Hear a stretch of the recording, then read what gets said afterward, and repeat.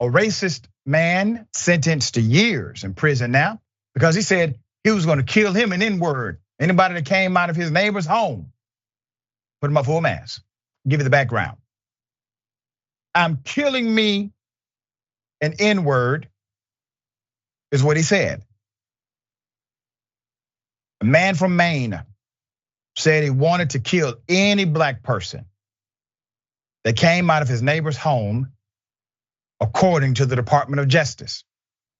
He now faces 5 years in federal prison. The man's name is Charles Allen Barnes. The 47-year-old Maine man is facing federal charges for making threats against his black neighbor. Charles Allen Barnes of Lewiston was arrested on Tuesday, just outside of Portland, charged with 1 count of violating the federal interstate threats statute. Prosecutors alleged that Barnes targeted his neighbor, labeled as KT, and her son due to their race. According to an indictment, Barnes is accused of using an internet-based multimedia messaging service to send the threatening voicemail in August of 2022. He claimed he was near the neighbor's home with intentions to kill any black person who emerged. I've been parked outside KT's apartment since early this effing morning, sis, waiting for someone to step outside. And the first one who does is gonna die, just like that.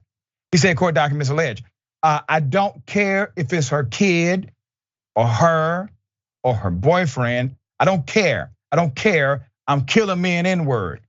Now, he may not know this, but because he provided that much detail, it made his claim specific and actionable. You see, if he would have left the detail out, if he would have been very general in his, let's just say, extreme threatening language, it would have likely been covered under free speech because it is not specific and actionable. But because it was both very specific and naturally he's next door, he's a neighbor, actionable, well, now you got a charge. Hell of a thing. According to the DOJ, he faces up to 5 years behind bars. The FBI Boston Division investigated the incident. Barnes took to his Facebook account to air out his grievances since his charges were announced. He said, and I quote, ever since the story put out by Maine's Attorney General came out about me, my life has been hell. Between consistent tampering with my car, harassment from a few customers, eviction, death threats, etc. He said, according to the outlet, charged and convicted are 2 separate things, but no one cares. In another post Tuesday, Barnes shared a link to the Eminem song, Love the Way You Lie, featuring Rihanna, and wrote, all I will ever be is a monster pretending to be a man. Oh, sweet, sir. I hope you quote that poetry when they convict you of 5 years in federal prison. He had no apology. He didn't even have a defense. He didn't even say, listen, that wasn't me, I didn't do that. He says, my life has been hell since they caught me. Jackson, the privilege runs deep with this one. Extremely deep, and how right he was though when he said he's just a monster pretending to be a man. Right.